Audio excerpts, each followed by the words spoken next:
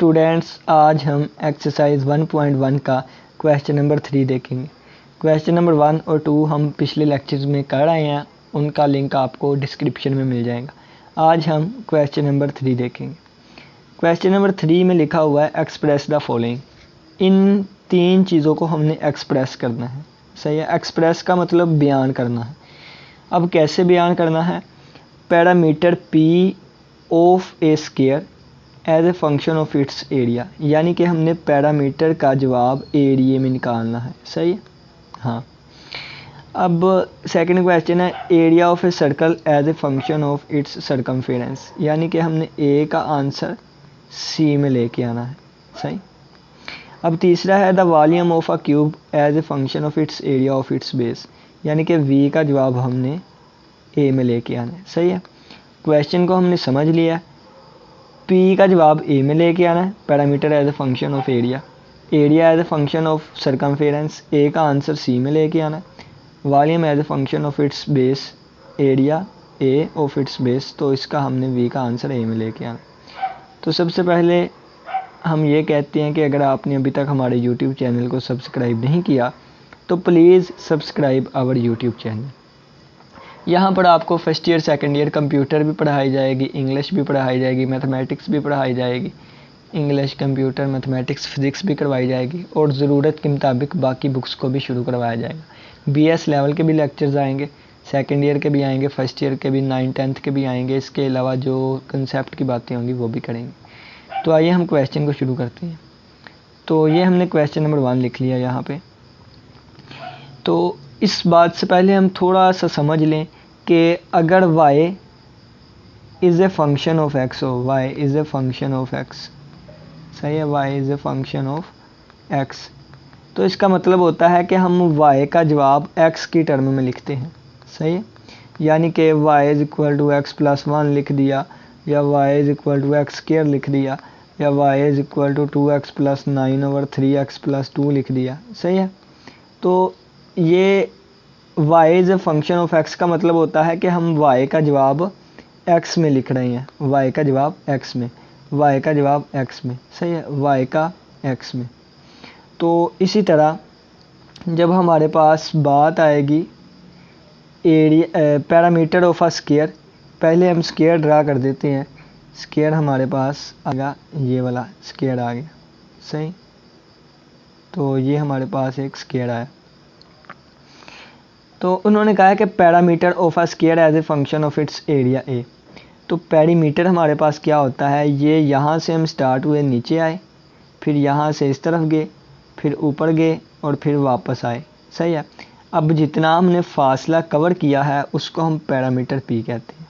सही, फ़र्ज़ किया है कि ये हमारे पास एक्स लेंथ है, तो एक स्क्वायर की चारों साइडें बराबर होती हैं, ये चारों एक्स हुआ। सही, तो ये हमने जितना फासला कवर किया है तो x plus x plus x plus x. सही, तो ये हम यहाँ से स्टार्ट हुए थे और वहाँ तक गए। तो ये मैं कलर चेंज करके लिख दूँ थोड़ा सा, आपको समझ आ जाए। तो ये x साइड है, चलिए जी। तो ये हमारे पास आ गया x plus x plus x plus x, तो p की वैल्यू आ गई 4x। सही है, तो ये हमारे पास पैरामीटर आ गया एक स्क्वायर का। ठीक है, अब हम एरिया फाइंड करते हैं। एरिया होता है length multiply by width, length multiply by width, यानी कि लंबाई ज़रबे चौड़ाई। अगर ये हमारे पास एक स्क्वायर है तो इसकी लंबाई ये होगी और इसकी चौड़ाई ये होगी। ठीक है, तो लंबाई ज़रबे चौड़ाई करेंगे x मल्टीप्लाई बाय x, तो हमारे पास आंसर आएगा x स्क्वायर। ठीक है, हमारे पास एक फंक्शन का पैरामीटर आया, हमारे पास एक फंक्शन का पैरामीटर p आया 4x और हमारे पास एरिया आया x स्क्वायर, एरिया आया x स्क्वायर। ठीक है, अब हम ज़रा देखें तो गौर करें क्वेश्चन पे। उन्होंने कहा है कि p as a function of a, p of a square as a function of a, यानी कि p का आंसर हमने a में लेके आना है, p का आंसर a में लेके आना है।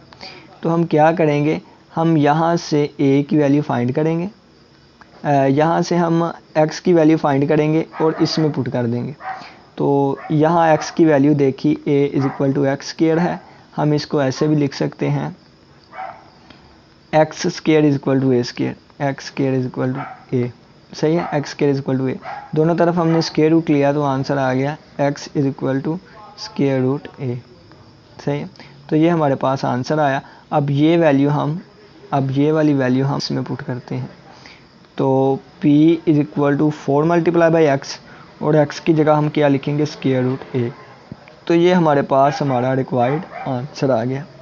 क्या आया, p is equal to 4 square root a. सही है, अब p का आंसर हमने a की सूरत में निकाल के दे दिया। अब नेक्स्ट क्वेश्चन पे आएँ तो नेक्स्ट क्वेश्चन हमें कहता है कि area of a circle as a function of its circumference, a as a function of c, यानी कि अब हमने a का आंसर c में लेके आना है।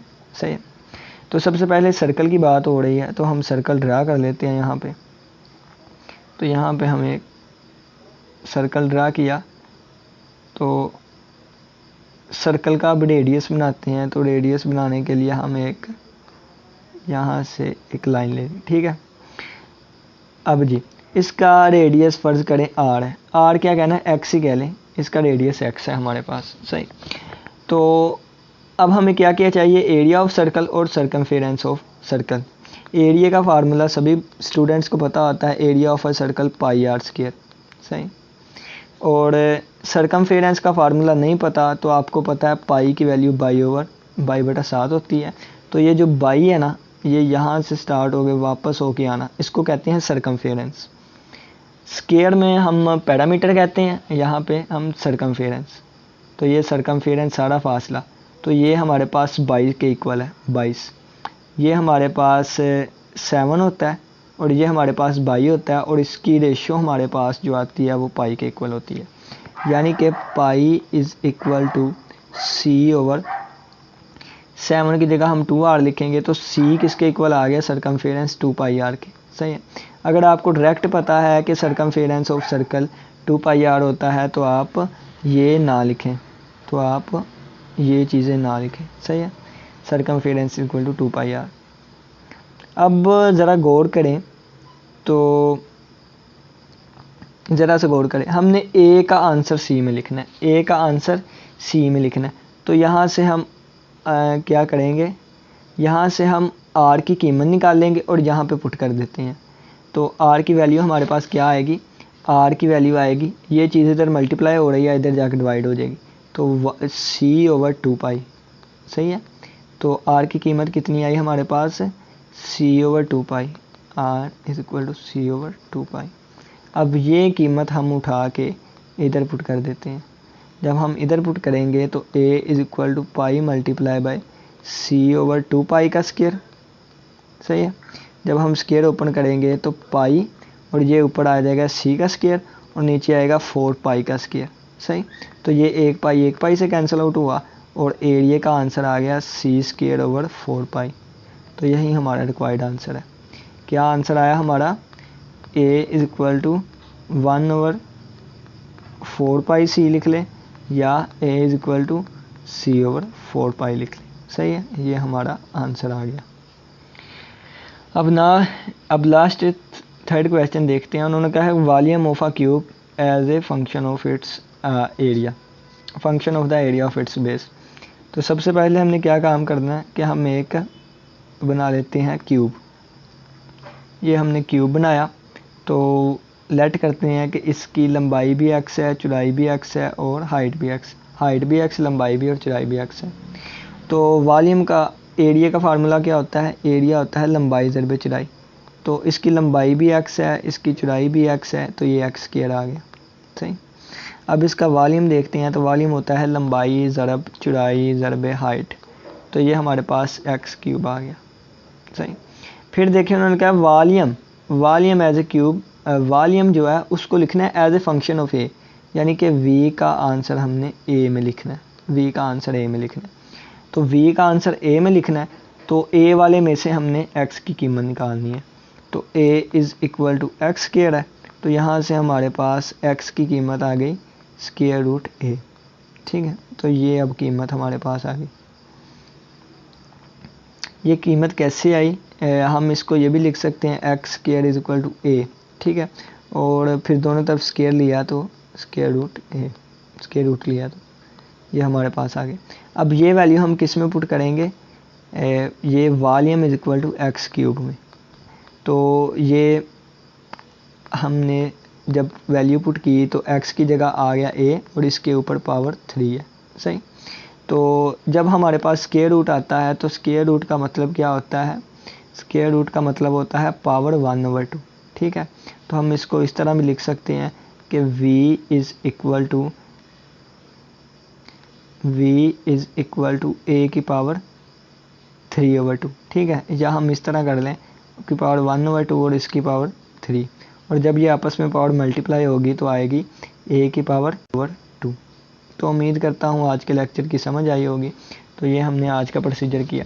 सबसे पहले हमने क्या डिस्कस किया, सबसे पहले हमने देखा क्वेश्चन को समझा। क्वेश्चन में क्या चीज़ हमने समझी, तो क्वेश्चन में हमने समझा था कि हाँ जी, क्वेश्चन आ जाए, अगर p लिखा हुआ है as a function of a तो इसका मतलब कि p का आंसर हमने a में लेके आना है, सही है।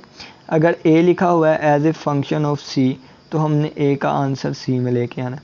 अगर लिखा है v as a function of a तो हमने v का आंसर a में लेके आना है, सही है।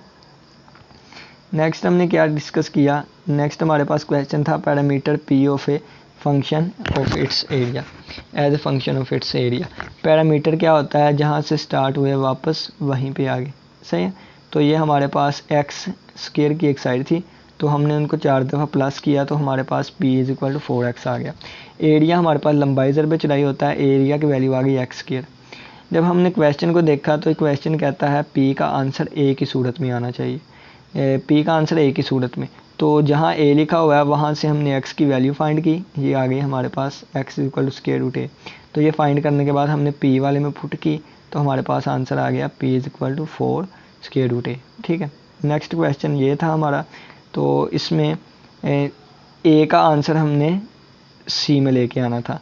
Area of a circle as a function of its circumference, तो एरिया का हमें फार्मूला पता है a is equal to pi r square होता है, c का फार्मूला पता है c is equal to 2 pi r. अब हमने a का आंसर c में लेके आना, a का आंसर हमने c में लेके आना था, तो c वाले में से r की कीमत निकाली हमने और a वाले में पुट कर दी। तो इसको सोल्व किया तो हमारे पास आंसर आ गया a is equal to c over 4 pi, ठीक है। नेक्स्ट क्वेश्चन था हमारा, उन्होंने कहा था कि वॉल्यूम v का आंसर हमने a में लेके आना है, volume as a function of area. तो एरिया हमारे पास लंबाई ज़रब चौड़ाई एक्स स्क्वायर आ गया, वॉल्यूम हमारे पास लंबाई ज़रब चौड़ाई ज़रब height is equal to x cube आ गया। तो वॉल्यूम का आंसर एरिया में लेके आना है, एरिया में लेके आना है, तो एरिया वाले में से x की कीमत हमने फाइंड की जो कि स्क्वायर रूट x आई और हमने इसको वॉल्यूम वाले में पुट करके आंसर निकाल लिया, सही है। उम्मीद करता हूँ कि आपको लेक्चर की समझ आई होगी। अगर आपको लेक्चर की समझ आए तो हमारे यूट्यूब चैनल को लाजमी सब्सक्राइब करिएगा। इसी के साथ इजाज़त दीजिए, इंशाअल्लाह अगली वीडियो में मिलेंगे। अल्लाह हाफिज़, अल्लाह निगहबान।